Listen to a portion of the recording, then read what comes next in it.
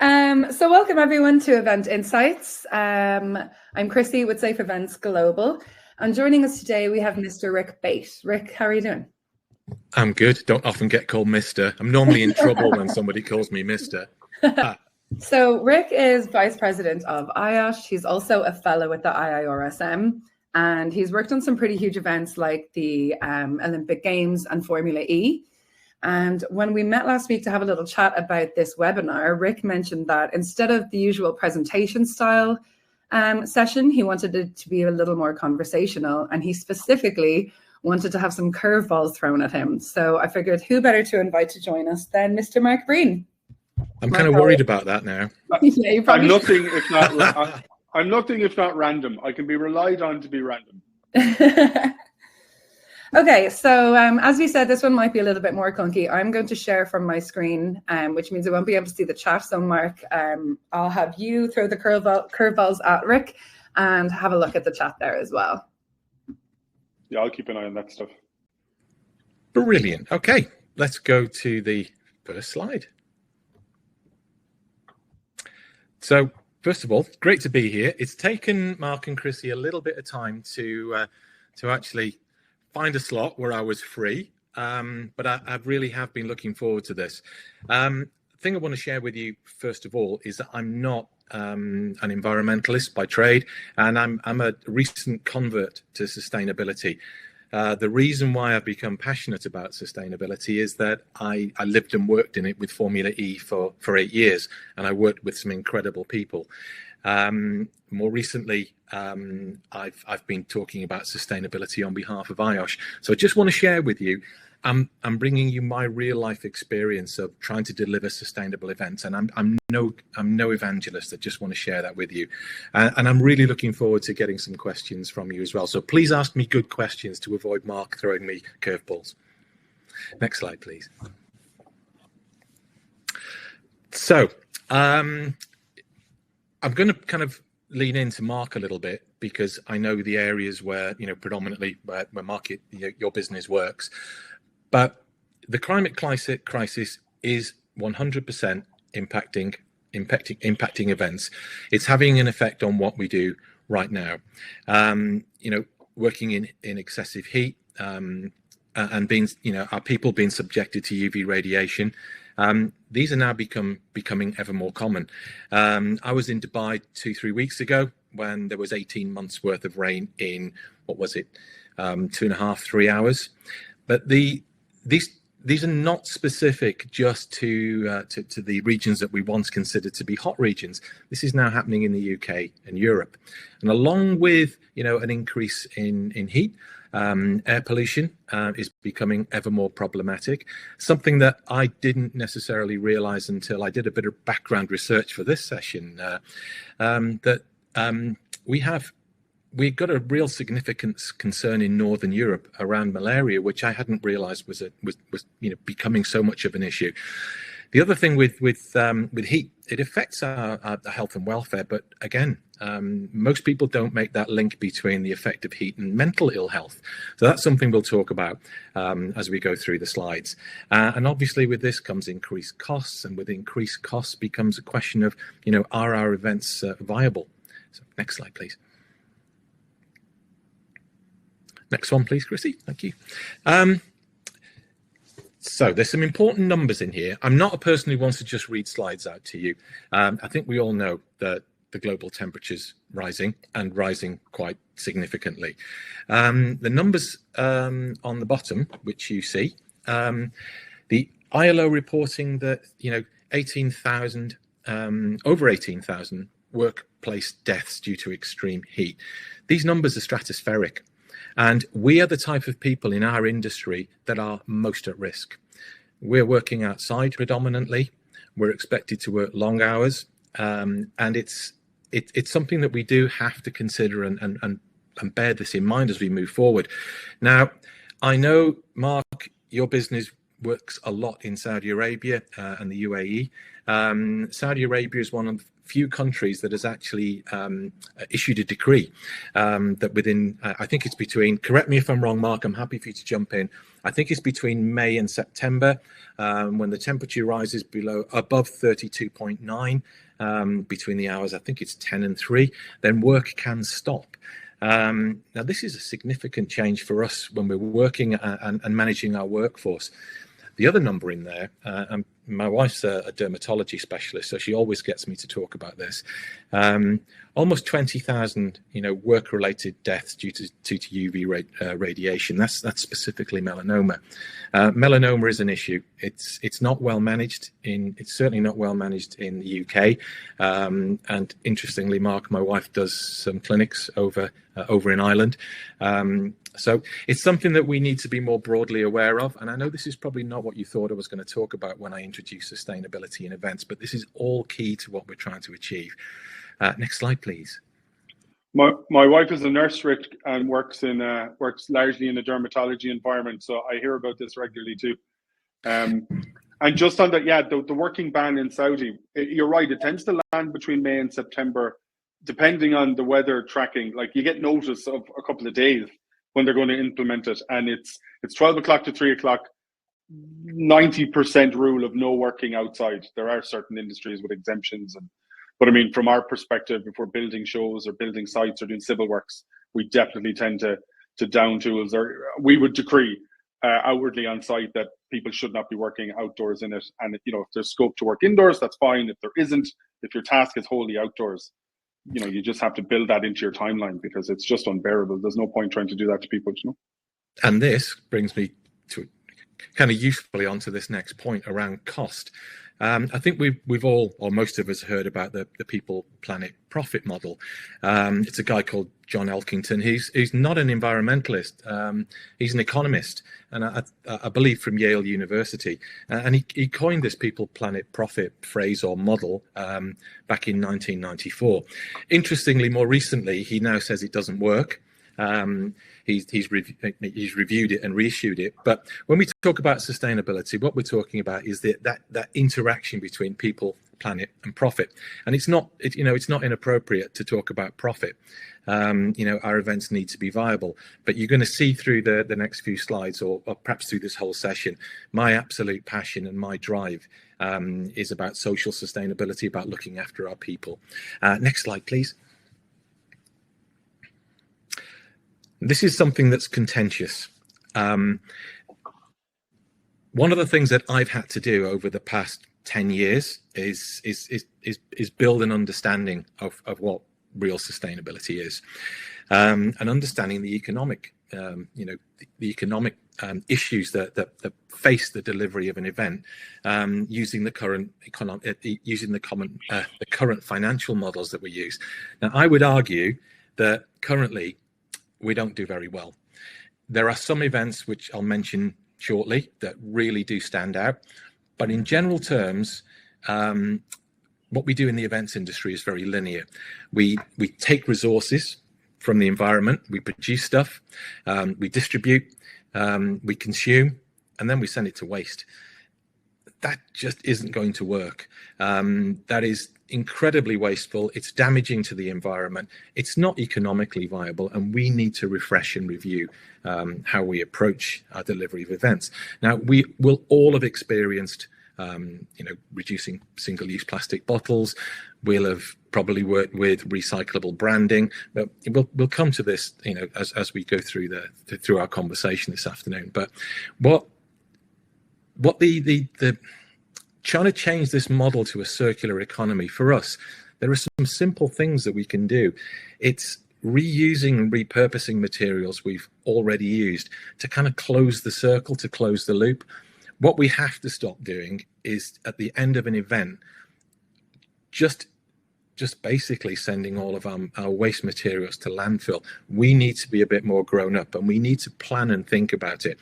And it's a real shift in our culture. There are financial benefits to doing this, but I'm not going to give you a lecture on economics, because I'm not an expert. But I want you to keep thinking about the way we currently operate and how we should be starting to think about operating over the next decade. So that was the point I was trying to make with you this afternoon here. Next slide, please. So greenhouse gases, again, just a really, really quick introduction. All the things that we do as an events industry, power, logistics, travel, materials, food, water, plastics, waste. We can improve, we can do better. And by doing better, there is the real chance that we can contribute to the reduction in greenhouse gases, and really importantly, trying to keep that temperature increase of 1.5 degrees, which we're aspiring to do by the end of this decade, trying to get that under control. I believe that we probably won't be able to do it, but we're a big industry, we're an important industry, and we should be playing our part. What we're currently doing, not just the event, what all industry is doing, is that we're in effect, we are cooking the planet. The normal greenhouse gas effect it can't work because we're releasing so much CO2, we're releasing water vapor, that we're actually interfering with the normal greenhouse gas effect. So that's a quick introduction to what we are doing by releasing greenhouse gases. Next slide, please. So let's get our teeth into this. What are we going to do? What can we do to contribute?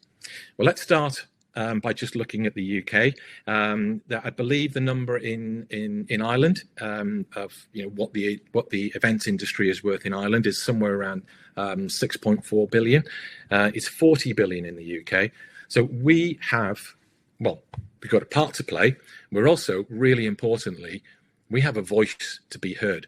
We can contribute to reducing greenhouse gases and maintaining this magic number of keeping that 1.5 degrees Celsius, keeping that number in mind. And we're only talking about six years away.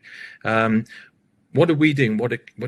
How are we going to contribute to this? And what would be great in the chat is if you could just, those of you that are already, trying to deliver, more sustainability within events or are delivering a sustainable event, pop some questions in the chat. What are you doing? What do you think that we can do to improve? I've got some ideas, and bear in mind this afternoon I'm just talking to you about my ideas. I'm not saying these are correct. These are just things that I've been doing. 1.5 degrees doesn't sound very much, does it? But the average temperature in last year around the globe was around 16 degrees Celsius, 16.2. So trying to control this 1.5 degrees doesn't sound like a big deal. But the problem is that it's not a global approach. What we're doing in Europe, what we're doing in UK, Ireland, we're doing some great stuff. But then we go out to other countries that aspire to do things well, but unfortunately, when we get there, we see that it's not happening. So there's a global picture, which I'm afraid currently there's there's a lot of disengagement. So I'm going to move on because I could talk about this slide for the full hour. So let's move on to the next slide and let's see what we can chat about here. So first of all, hand on heart, I'm going to just mention these events because I either know the people who run the events or I've actually worked on the events. So stand out for me overall, I would say I'm obviously very passionate about Formula E. I spent 8 years of my life there. E1 powerboats and Extreme E, that was all part of the same family. But Black Deer Festival, absolute standout. In fact, I think my last slide, I'm just going to give you some insights from the Black Deer Festival. But there's other series doing things really well, other events doing well. SailGP are absolute standout. Their performance is something that I would aspire to deliver. Good Life Festival, tiny little festival in a very pretty little village in North Wales called Harden, happens to be where I live. They're doing fantastic things. And they're not spending a huge amount of money. They're just using common sense. Now, if you look at Formula E, I left Formula E, I think 18 months ago. The budget to deliver sustainable events was significant. Now, most of us don't work in events where, we can spend millions on achieving a sustainable outcome. So as we go through, hopefully I'm going to share with you some insights and just let you know some of the things that I've done.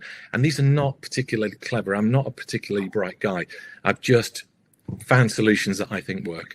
So some really good, some of these are worth looking at. Burning Man do good stuff as well. But I would definitely, if you want to understand how things are done well, have a look at Black Deer Festival. And next slide, please. So where do you go for guidance and standards? I'm going to ask you guys a question. Mr. Breen, you can come back at me at this if you want. I wouldn't mind a little bit of a chat around this. ISO 2012-1. When I did my first event that was, with a sustainable umbrella, it was, the Olympics in 2012 in the UK. There was this aspiration that the Olympics would achieve ISO 2012-1. Hand on heart, I had no clue what it was about. And because I jumped on that bandwagon, when I went to Formula E, I found that they were aspiring to have 2012-1. Football Association, exactly the same, they wanted it. And I'm an assessor auditor for 2012-1. In fact, British Standards, BSI, asked me would I contribute to a review of 2012-1, and I've been honoured to do that. But Mark, do you think the average event that we work on, not the big multinational stuff, not Sandstorm, the things that we work on day to day, do you think there's any advantage to our clients holding ISO 2012-1? I think two things. I think there would be a potential advantage if they were to follow and meet those criteria and achieve 2012-1. I do think they'd be in a better place for lots of really good reasons. Do I think it's realistic to expect events operating at that level to A, be aware of, let's be honest, 2012-1, and B, put the time, effort, wherewithal in to achieve it? I think that's highly unlikely, which is why one of my main awkward questions for you, which actually probably isn't awkward because as I say it out loud, I'm pretty sure you get hit with this all the time, was going to be, look, ISO 2012-1, that's amazing. Some of the, the Formula E's, the middle beasts of the world, maybe they can aspire to aim for that. And let's be honest, they'll have lofty reasons for doing so. And there are great points around doing it. But I was going to ask at some point, and we don't have to talk about it now, whenever suits, but I'm interested in what the low-hanging fruit here is. Yeah, what are the good, quick, real wins for normal, standard, local events? And what's interesting is you've picked some, I guess, normal, standard, local events, but you're able to point to leaders in sustainability really try. So maybe I'm overstating the gap between some with the budgets and everybody else. Maybe there are really good ways the rest of us can impact in achievable, inexpensive ways. I'm kind of interested in that, and I'm going to be very honest with you, Rick, I'm not big on sustainability. In fact, within my IOSH personal development thing, it's one of those competencies I'm working on because I'm not clued in. I'm not actively thinking that way a lot, so I'm working on that. So I'm quite keen actually to see, look, what are the real things? We can all talk about having things on digital instead of printing them out. There's got to be more. There's got to be a middle ground there that don't automatically come to my mind, but are achievable without maybe hitting 2012-1. I'm sure you've loads of good ideas. I've got a whole slide on cool. on something that we'll get to that slide and I'll talk you through what we did on this particular event. But there is obviously now there's the sustainability chapter in the Purple Guide. There's a link between the sustainability chapter and Vision 2025. It's the same group of people that delivered that are delivering Vision 2025 that wrote the chapter in the Purple Guide. And it's interesting. It's useful information, but there's other stuff out there. Carbon Trust you can go to any of their websites. You can go to their website and have a look at what they're doing. And anybody that works in film and TV, the Albert standard for sustainable productions, that's been around for probably 10, 12 years. So there's a lot of groups doing good work. What I would say is that perhaps they're not all joined up. So if I look at these, I know that that the National NOAA, National Outdoor Events Association, they kind of sit in the middle here. So I've done some work for NOAA as a volunteer around supporting this review of ISO 2012-1, but NOAA also support Vision 2025. So maybe NOAA is sitting in the middle trying to do some positive work, but currently there are disparate groups doing different things. They're not necessarily pulling in different directions, but they may have different motivations.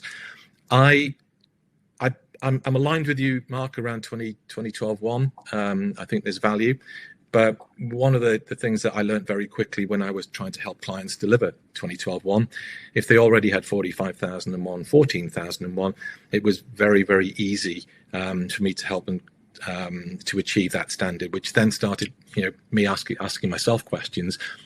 Did they really understand the value? Did they really buy into what they were trying to achieve by holding 2012-1? So that's a debate and that's a question. I've got my own opinion, but again, I'm mindful of time, and I have created this deck is quite a few slides in it, so we'll move on. But that was a great point, Mark, and I promise you I'll come back to it. Right, this is something I think we're all interested in, and I got really deeply involved in this with Formula E. Now, for those of you who don't know what Formula E is, it's an electric motor racing championship, which everybody laughed about 12 years ago, and it has taken a while to take off, but it's really exciting racing. The cars are very, very quick. It's not at the level of Formula One, but it's owned by the same organization, Liberty Media. But what Formula E have done, because they've got so many bright, clever young people, they've just completely started from fresh. So from the outset, they have tried really, really hard to look at alternative methods for producing power. So if we just follow this hierarchy, the prevention is the obvious one. We still use diesel generators, but I know diesel generators have moved on apace. You've got, the new, again, using a brand, but there are others, the Volvo Penta Stage 5. They're a relatively clean engine. But what are the alternatives? Why are we using diesel generators? What else can we do? And I'm not talking about, erecting a wind turbine or putting out a huge solar array. There are common sense approaches. If you're delivering an event in a town centre, explore the potential to use grid power. And I'll explain what I did in Birmingham at the Birmingham Festival before we finish chatting this afternoon. That there's also some. Again, I think I probably covered this by talking about using more efficient engines. There are gas-powered generators, and there's also hydrogen. Now, you hear a lot of people talking about hydrogen and hydrogen being the future. There's probably a balance between hydrogen and electricity, but the problem with the hydrogen generators that I've got experience using, they're very, very low power output, so they don't compare in power output to a diesel or a gas generator. Hybrids, yeah, I think there's some value in considering hybrids, particular when you're using a hybrid that uses it's backed up with battery technology. But this whole piece around battery technology, we could probably, if we opened the chat and we actually opened up all of your microphones, we could talk about battery technology for probably another half an hour. Using HVO, yeah, that's used a lot in diesel generators. But then you look at companies like Agip, the Italian fuel producer. They're spending billions on synthetic fuels, and for me, it just begs the question: why are we making it so complicated? There are common sense, simple things that we can do. Hydrogen, I think the future, if we're just looking at just let's not concern ourselves with electric vehicles for a second, and the potential for them to catch fire. I think the future lies somewhere where we're using hydrogen-powered generators to charge a large battery pack, and we will run the events from battery packs. And we know we can do it. I mean, it was done 10 years ago using lead-iron batteries. So it's been done. Coldplay are doing some fantastic stuff, but there's also some simple things we can do. You can buy all kinds of apps now that will monitor your power usage, and switching generators off when you don't need them, or switching from a higher capacity generator to a lower capacity generator. There's a lot of good work. There's a couple of companies I can think that really stand out. The ones that work with Formula E I knew really well. But then there's something else that is super simple. That I did a similar session to this 2 days ago, and I asked a lot of event organisers from North Wales, how many of you have actually thought about switching to a cheaper tariff, a renewable electricity tariff? And I think there was about 15-20 people in the room. Not a single one had done it. Now, that's a simple, easy solution. It's great for the overall carbon footprint of your event. You can use it in your reporting, and it's simple. So don't make things complicated. Look at what you're trying to achieve, look at how much power you need, and look at the alternatives, and be brave. Do things that are slightly different. And hopefully, when I talk to you, when I explain what we did at the Birmingham Festival last year, you'll see that, there are things that can be done if you're a little bit cheeky. And I'm not short on front, so I'll explain that in a few seconds. So next slide, please. We do like cheeky. Yeah, well, you have met me a few times, but we do have to be brave as well. My generation, I'm clearly, I'm a baby boomer, and I'm hypocritical. I've got 2 cars, a motorbike, got 2 or 3 computers. There's a level of hypocrisy with me just being here talking to you today.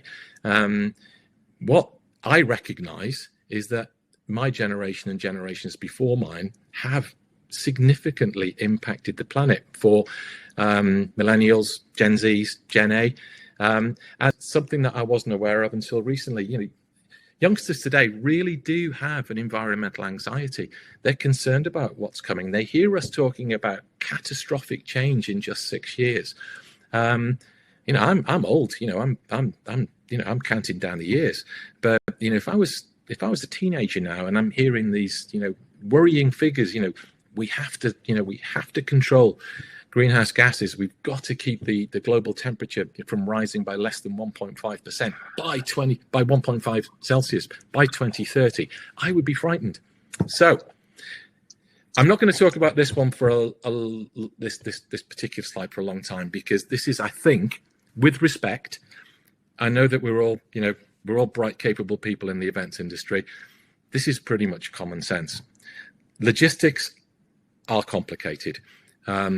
I remember doing concert tours, back when I was a lad, when everything we did was very, very linear. One set of kit, one backline, one stage, break it down, go build it again, put the event on, break it down, go build it again. We've moved on. There are a lot of the change in sustainable logistics is being driven by AI, and whether we are comfortable with advanced technologies, it's happening. IOSH have recently published quite a useful document on how they foresee alternative technologies changing the future of health and safety. And IOSH have recognised, or kind of discussing 20 different technologies. Now, I'm okay with cobots, robots, AI. I kind of understand all that, but yeah, there is some stratospheric changes coming, and I think from our perspective, unless we are, a very senior person within finance or the logistics managers, we just need to do some very simple things. We need to look at, do we need to travel the kit? Can we get the kit in the countries that we're moving to? I made a crazy mistake 18 months ago. I thought because we were moving an event to Ghana that I wouldn't be able to find the kit in Ghana because, Ghana's an African nation. How stupid was I? Ghana is a really advanced nation. It had every bit of kit that I needed, and we still traveled it. So think about what you're doing. Think about, do you actually need to travel that kit? Work with your suppliers. And I have to say, there are some simple things you can do. Look at where you're going on a tour, or if it's your event and it's just a single event. Look at where you're hiring your equipment from. Do you need to hire kit from London? If you're putting a gig on in Manchester, and vice versa. If you're putting a gig on in North Wales, why are you bringing all your kit in from Merseyside? Simple things.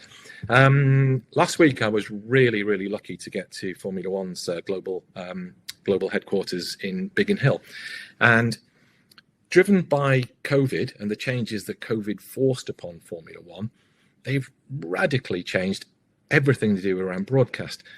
I have to say that they're very proud of what they've done, but again, I would say that we did it in Formula E 10 years ago. Formula One simply have just stopped traveling. I think it was over 300 broadcast technicians and camera operators, and now their whole operation runs out of Biggin Hill, in the southeast of England. And the people that they do have to travel, they literally, it's on a needs must basis. So everybody is reviewed, and they've done clever things around just repackaging cargo into different size flight cases, so they can use less aircraft. The aircraft they do use, they're looking at potential for using biofuels. But everything they do is data driven, and their schedules are managed by empirical evidence and data. I mean, we're talking about Formula One. We're talking about an extremely wealthy organization. But what they're doing is not actually that complicated. They've just moved all of their broadcast to a single central hub. And when you're watching Formula One and you think you're watching the hosts at the track, they're not. They're in Biggin Hill. So that's I said I wasn't going to talk about logistics, didn't I? And I've gone on for 5 minutes. I remember Gary in F1 talking me through how the containers for their air freight, that they had chopped off a corner of one, that meant they got that one into the same plane as the rest. Yeah. And when it was fully squared off, it didn't fit. It had to travel in another plane with some other gear. But when they decided to cut the corner off, that it fit into that final space in the plane, and the difference it made. And I remember I asked Gary at the time, I said, the money you saved, did that come straight back into a health and safety budget? And he said, did it what? He says, they were all very glad to save it, but his team didn't get it. But again, you're right. They're looking at stuff like that. And it's interesting. It's a different conversation for another day.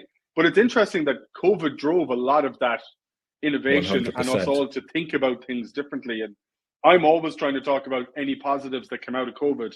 And I've been able to find a lot. COVID's horrible.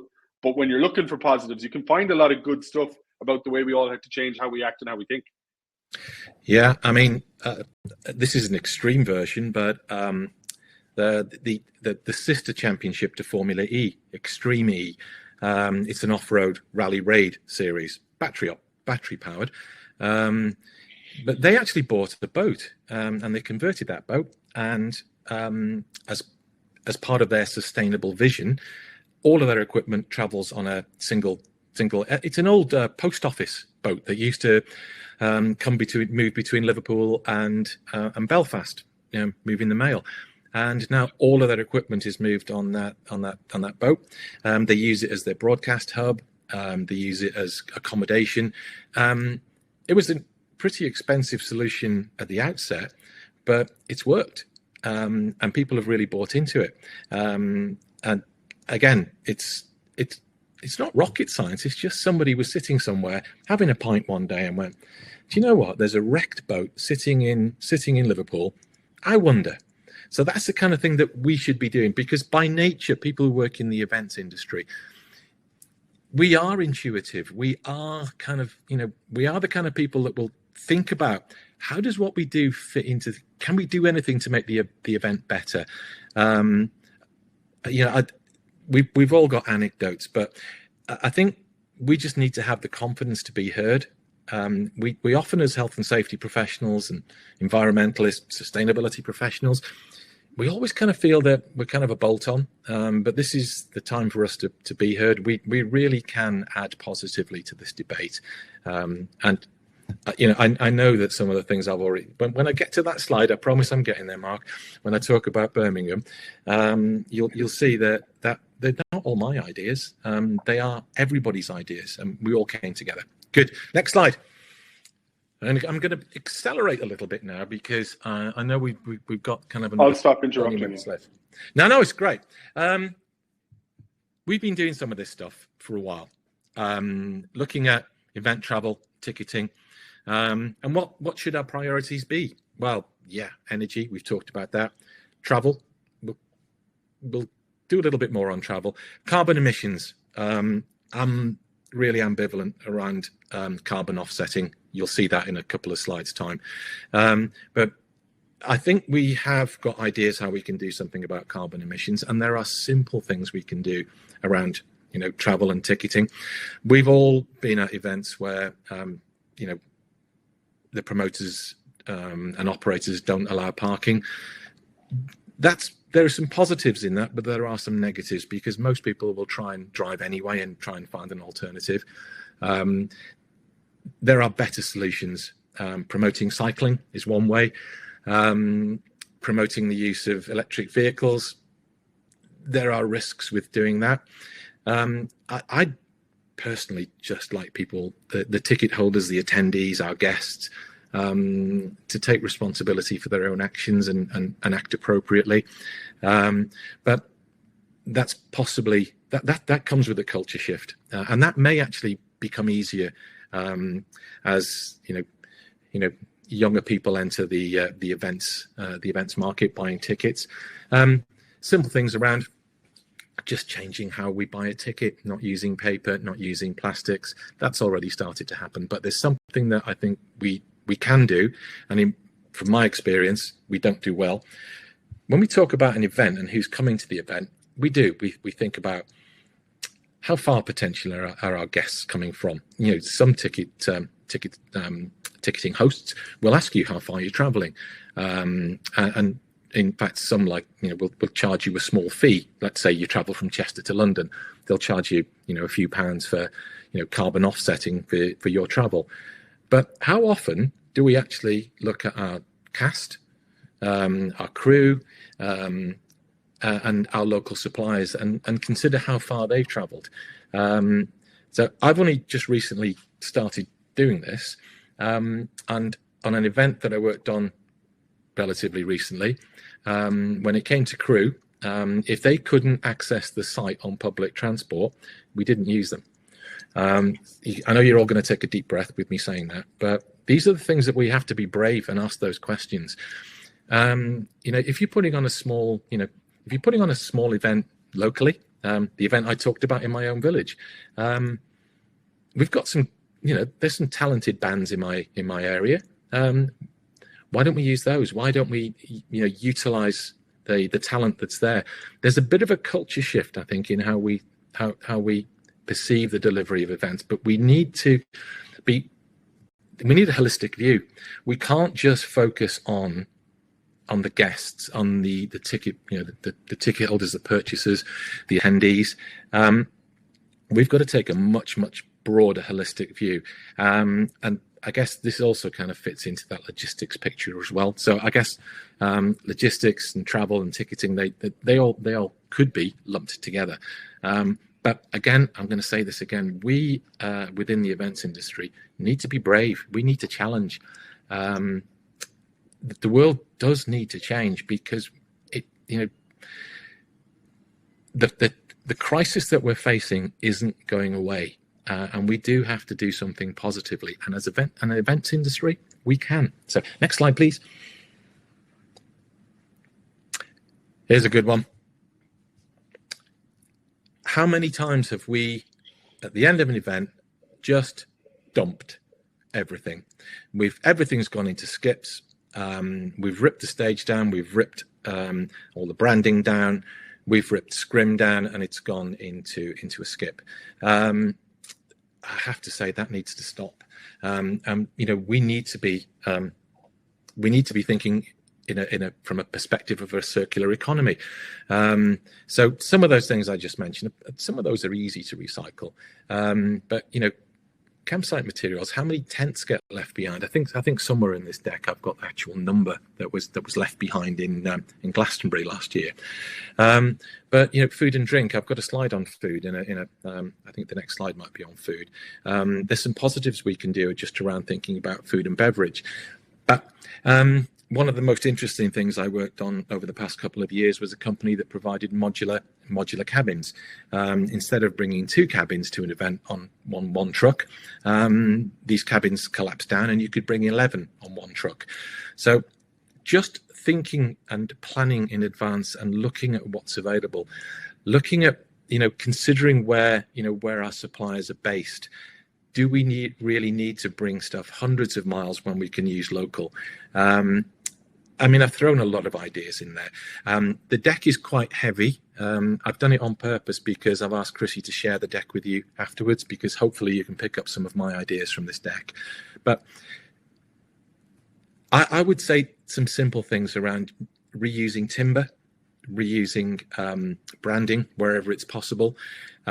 Really importantly, and while it's not such a big consideration at the moment, you're going to find that it's going to be very difficult for us to use first cut timber.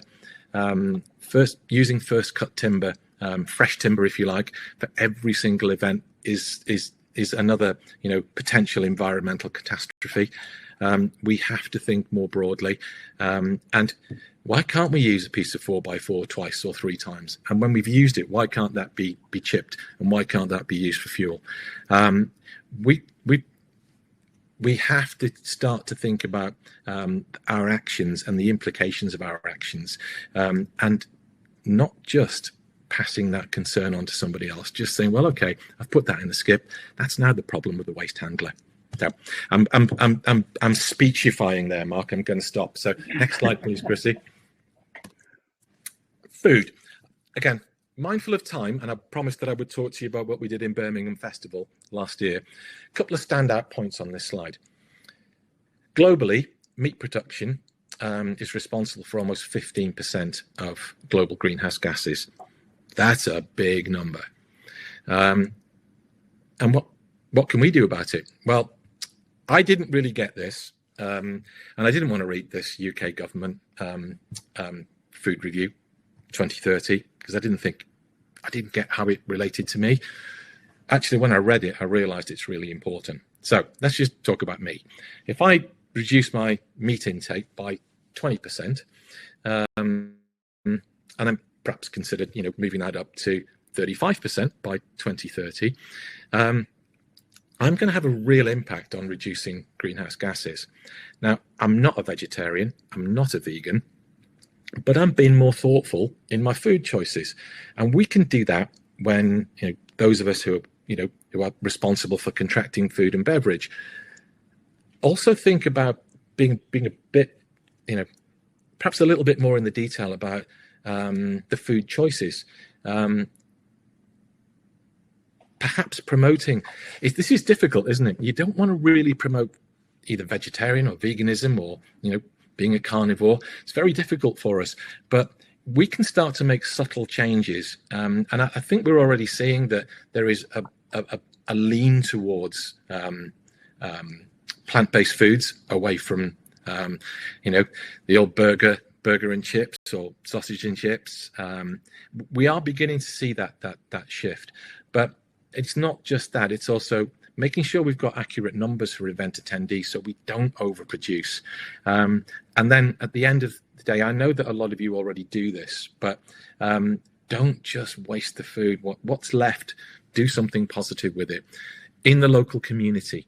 Try to make sure that food goes to food banks, or if it's perishable, just try and get it out to a local homeless charity. So again, I'm not saying that this piece of work that the UK government did around its food strategies, is better than anybody else's, but it actually there's some really useful pieces in there. So I would recommend that if you've got half an hour and you're interested, go have a look at that. Okay, next slide. Waste. I'll mention waste really quickly at the end, but there's some. I mean, I guess a lot of you know these numbers anyway. 250,000 tents left behind in festivals last year. Almost 900,000 plastic cups. That should be reduced because single-use plastics were banned certainly in the UK last year, and I know that same has happened in Ireland. I think Ireland actually you did it first. Disposing over 1 million food containers during a festival, 2 million plastic bottles. It's just utterly unsustainable. And this material, unfortunately, a lot of it is still finding its way into landfill. There's a lot of things we can do. I actually was not a big fan, just purely from an occupational health and safety perspective, of waterless and composting toilets. I've been won over to an extent.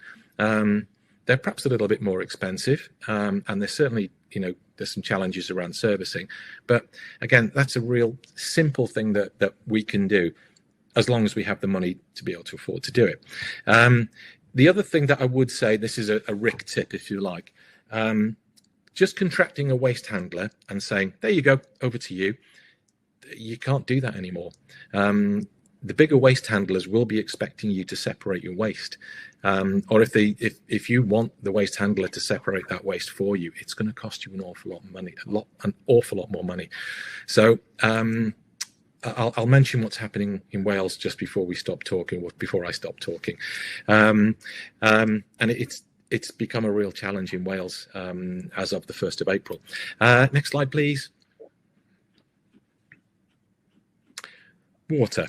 How many of us just assume water is, it's just always going to be there? You're going to switch the tap on, and it's going to happen. Well, for 2.2 billion people around the world, that doesn't happen. Or if it does, that water is not clean. And there are things that we can do, simple things, to manage our water resource. It's precious. We can't just assume that it's always going to be there. And I think water monitoring does happen. We can certainly, if we're choosing a fixed venue, we can actually ask the venue questions around what they're doing around water saving. But it's not just the venues and us as operators, deliverers. We need to challenge our attendees, doing some of the uncomfortable things, particularly around single-use plastic bottles or refillable bottles. And I've gone back to water-free toilets and compostable toilets. There are positive things we can do just by challenging the people we work for and our clients and asking, what are we doing to protect this valuable resource? And I live in North Wales. I'm surrounded by the sea to the north and dozens of lakes to the south of me. I've recently become aware that I can't rely on that. That's not I can't always assume that water is going to be there. We have to wake up because in some of the countries, particularly Mark, where your business is prolific. Water's a challenge. I mean, Saudi Arabia, there's not a lot of difference between a litre of water and a litre of fuel. And that in itself is the fact that I've actually said that actually makes me uncomfortable. But I'm pressing on a little bit. I could talk about water for a while, but we'll go on to the next slide. Plastics. I think I've covered most of this off. Banning of single-use plastics. We're still seeing them, and we're not exporting plastics like we used to. But what can we do positively? Well, I think I've already mentioned a few of these. Planning is key. Using different type of compostable cutlery and packaging. Again, that's already started.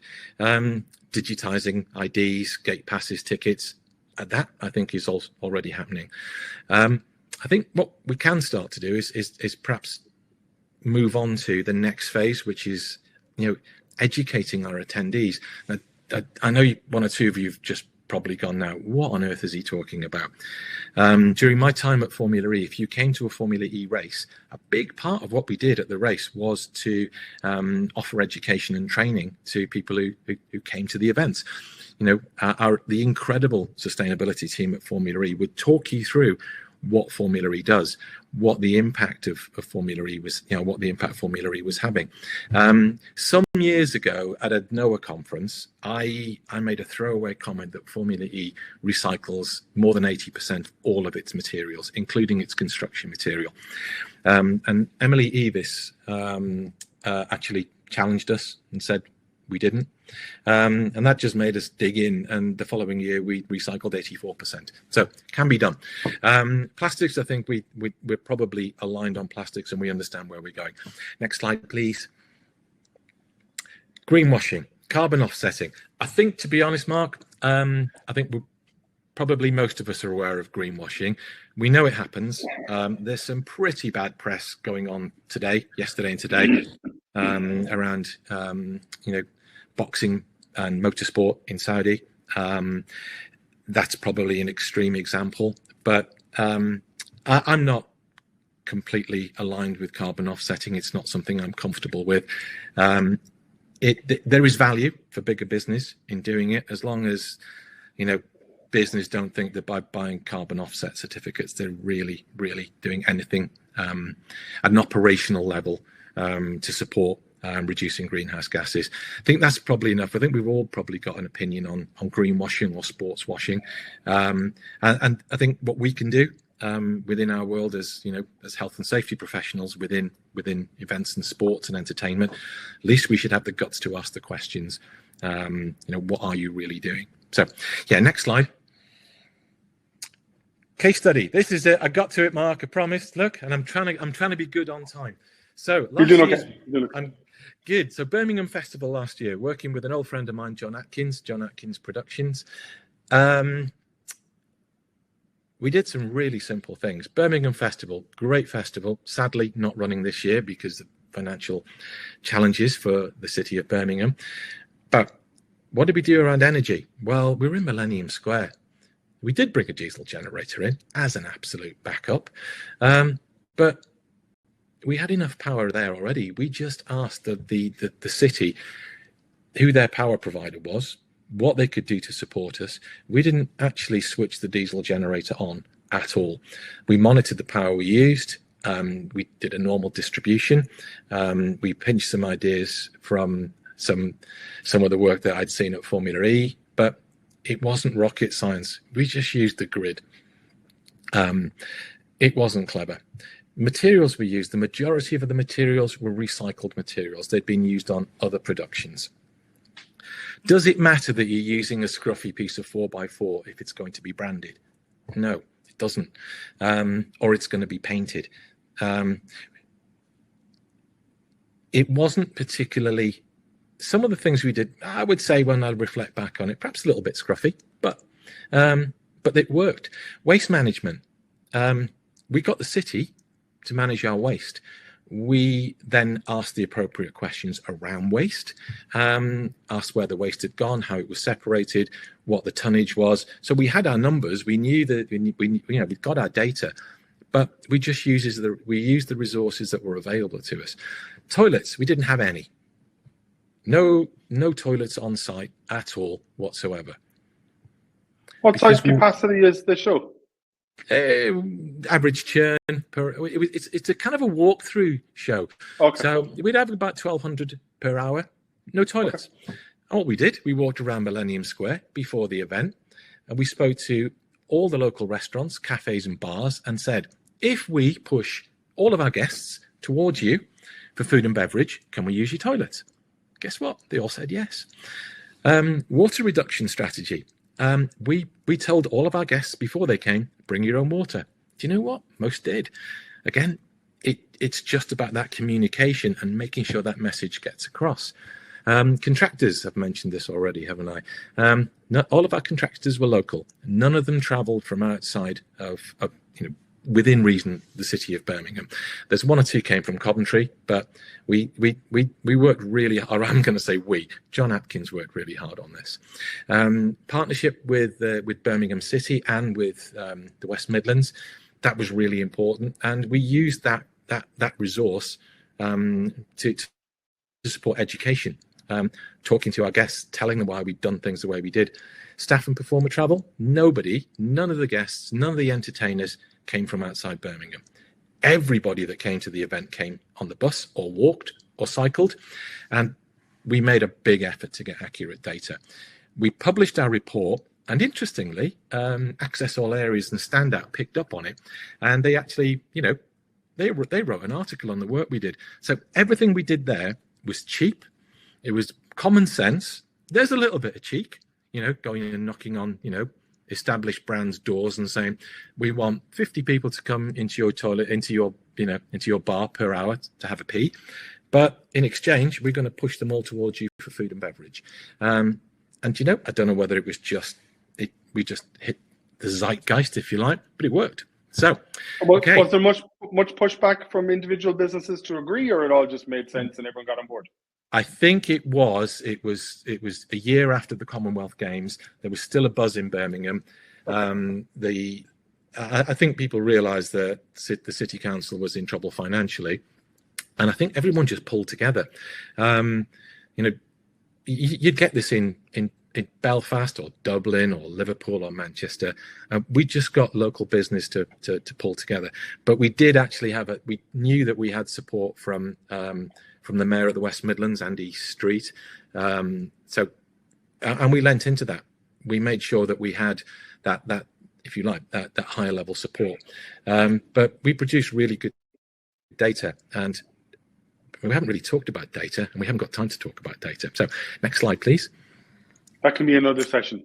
It can. Yeah, we can do data. I'm going to pick on Black Deer because I just think Jill T and the work that her and her team do is absolutely brilliant. We talked about people, planet, profit right at the start of the session. The thing that I really heavily lean into as a safety professional is the people bit. For me, people are absolutely key. They're the value in our business. There are many ways to describe social sustainability. So, the bit around making sure that the communities that we're delivering our events in, and those societies that we touch, we want to leave those communities knowing that they can thrive and wherever possible to improve their health in a fair and equal way.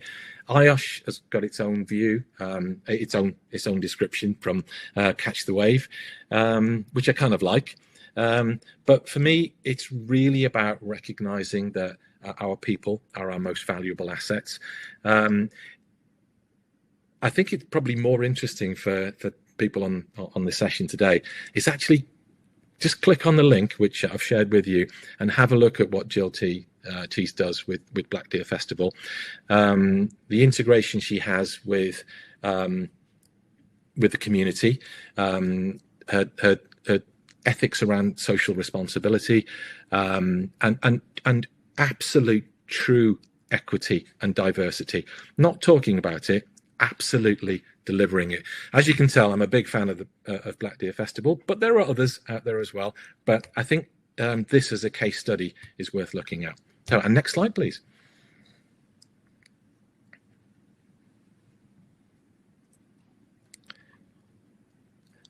Quick one on regulations. In July, if your business employs more than 500 people or makes 500 million, that probably doesn't apply to many of the companies that we work with. There is a requirement for those business to disclose all of their data that they're collating under scope 1, 2, and 3, which again we haven't had time to talk about. I won't even try to talk about scope 1, 2, and 3 emissions now because that would be a half an hour discussion in itself because it's highly complex. The reason I put that in is that I think that when this is introduced in 2024, give it 10 years and smaller companies probably the companies that we own or we service, we will see that there will be a requirement for a disclosure of our sustainability data will be expected of us, and I think it may even be shorter than that. So we need to be aware that there are regulatory changes that will affect our business. Now, a huge change that happened in Wales on the 1st of April, a requirement to separate waste into, if you were to read if you were to separate it exactly as per the regulation, you'd need 10 different bins on every site. That is a huge undertaking, not only for the, like we're talking about the events, for an event operator, somebody delivering an event, but it also brings with it huge challenges for waste managers, and everybody who saw this regulation coming predicted what would happen. I did a session with Flintshire County Council Monday this week, and the events that have already tried to deliver under these new regulations have had a lot of difficulties. They've done the separation, they've put the education piece in, they've had kind of waste warriors stood with the bins to try and educate members of the public where they should put their waste. But then it comes to the waste handlers, and because there's currently a disconnect or a lack of understanding, the waste handlers are actually rejecting the waste streams, and that is hugely expensive. It takes a lot of time, and I think ultimately it'll get there. But I think perhaps what Wales should have done is introduced the regulation over a number of years rather than just instantly. Wales, from a sustainability and particularly from a waste separation, waste management perspective, is just about to become the second best in the world. Ireland do really well. Ireland are in the top 10. But any of you out there who are listening today who are operating in Wales, feel free to drop me a line, and I'll share with you another deck that I put together, kind of unpicking these waste regulations. So if you haven't already had the experience, or you haven't actually, they're there, but you don't really understand what you need to do, feel free to reach out to me. I'm sure Mark and Chrissy will share my contact details with you. Yeah, we can do. Yeah. Next slide. This is all the stuff that I didn't get a chance to talk to you about today. And I'm not going to list them. The point I'm making here is that what we've done today, we have literally scratched the surface. And I've been good. I knew that Chrissy had briefed me and said, please try and keep it to an hour. While I'm not, again, I'm going to use that word, I'm not an evangelist. I am really passionate about this subject. As safety professionals, we all kind of find our niche. Mark, your business got a real focus around crowd management, crowd dynamics. Other businesses are focusing on fire right now. For me, I found something that fascinated me, and that's what I'm focusing on. So maybe we can pick some of these out and do this again sometime. I would definitely say keep an eye on reporting, regulatory compliance, and how that's going to affect event finance. And next slide, please. So good stuff that's happening out there. Green Directory, have a look at that. There's some really good resources you don't have to pay for. NOAA, all of the stuff on the NOAA website. There's a tab on the NOAA website that says sustainability. Go have a look there. NOAA, I'm proud to be a part of NOAA, to use those resources that are there. And if you want to, look at what you can do personally to, for CPD, or, develop your own skill portfolio. IOSH deliver a course, Managing Sustainably. It's relatively inexpensive. It's a good course, it's a short course. And if you want to really dip your toe into, how you could become a specialist in sustainability, Cambridge University do a short course. It's not the cheapest of courses, but I think it will whet your appetite if you are leaning towards sustainability. This is where I started. I did this course. I did a postgraduate diploma in Imperial College in London, and then I got way too excited and did a diploma in MIT in Boston, which pushed me way outside my comfort zone. So what point I'm making is you can go from free competent, good advice to, dipping your toe into further education. And next slide, please. So, any good questions from the chat, or have we run out of time? Just to follow up on your last point, just on the Cambridge side of things, for anyone who's really interested in this, to point out a lot of their stuff is online as well. So they've got some great options that, like, there's an 8-week online course that I've looked at there before around sustainability. So there are a lot of good things. One question that's come in outside of the chat, actually, someone sent me a message. Something you mentioned earlier triggered with somebody because they heard it recently as well. You mentioned younger people being anxious about the environment, and someone sent me a message who's based out of Dubai who said they were in at some talk or something recently where there was a real focus on what was being called environmental anxiety. And look, hands up, instinctively sounds a bit new age hippy dippy to me, but it's coming up a lot, and people are starting to, like, is that a real thing? Like, I'm beginning to believe, despite what my instinct tells me, that the younger generations are genuinely quite anxious about this. I agree. And my 34-year-old daughter recently, and I think she's outside of this demographic that we're talking now, she actually said, when you were 16, Dad, what was the only thing you were focusing on? Probably apart from girls. And it was car. I wanted a car. I wanted a motorbike. That was my drive. I did part-time jobs. Now you look at the current generation, particularly around millennials, Generation Z, and Generation A. This absolute drive to own a car, that doesn't exist anymore, because I think people are aware that the public transport, depending where you live, public transport is a viable option. I mean, not where I live, unfortunately. And I think education has changed. And I also think that the current generation that's now about to enter the workplace, the work market, if you like, they want to hold us responsible. They want to hold my generation responsible and say, what are you doing about it? You still have the potential to make change. And I agree with the person from Dubai, Mark. I think in environmental anxiety, I genuinely believe it's true. Interesting. I'm beginning to feel, and it's one of the reasons I was anxious to jump on this one with you. I'm beginning to feel that I'm more out of touch with this than I even thought I was.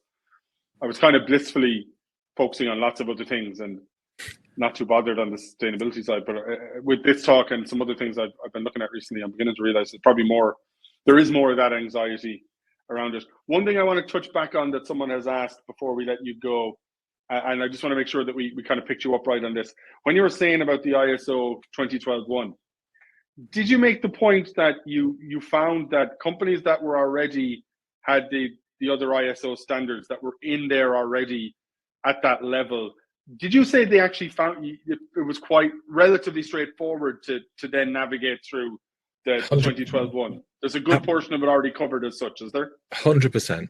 So, okay. So the basic requirement for ISO 2012-1 is pretty much very, very similar to 45001. You have to have a functioning health and safety management system, and that's it, and that will be tested as part of the audit. The additional material that you need to provide, or the additional evidence that you need to provide to meet the clauses, it's probably another 2 or 3 months work. I managed to deliver. I'm not even sure I'm proud of this, but a company from Worcestershire last year who really did have a good reason to push forward, and we're working well within an environmentally conscious and being aware of sustainability. They asked me, could I really push on and help them deliver it? And we did it in 3 months. But the only reason we did it in 3 months is that they already had 45,001 and 14,001, and their management system was being well maintained by a competent guy who knew his stuff. What I'm definitely not saying is, and we will all have had these emails and messages effectively asking us, do we want to buy standards? There are companies out there who will, for a fee, will put your company's name into a pre-prepared response to the audit, and you potentially will get through when audited.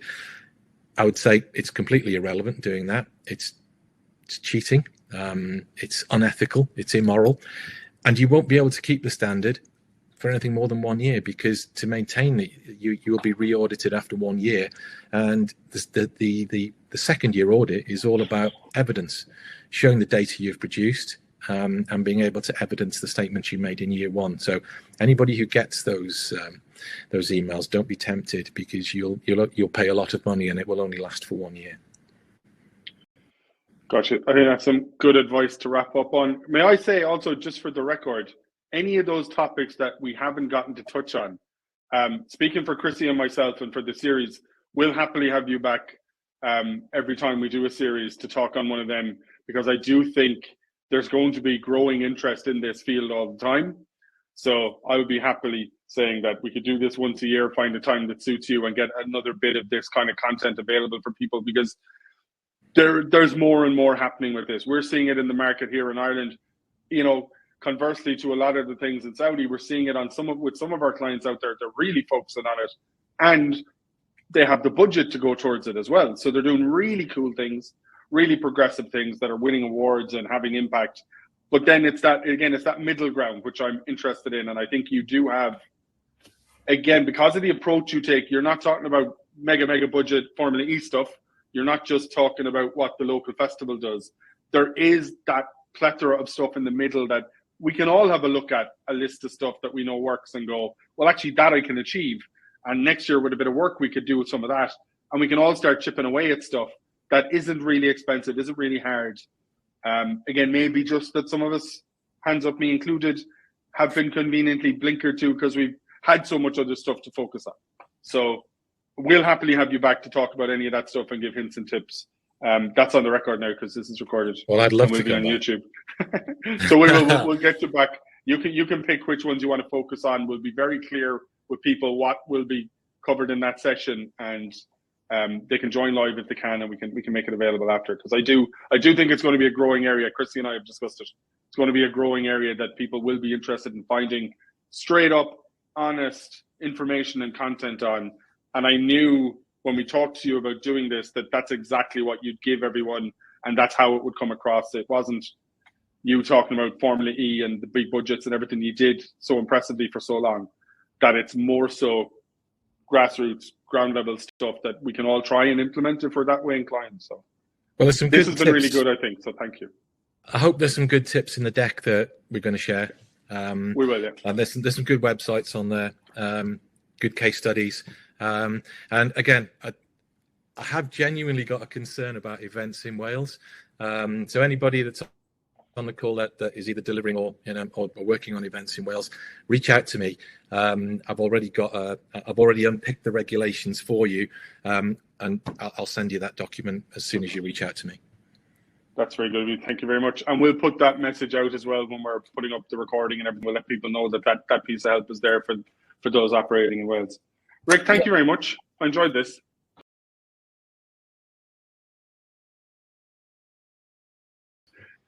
Take care, everybody. Cheers, guys.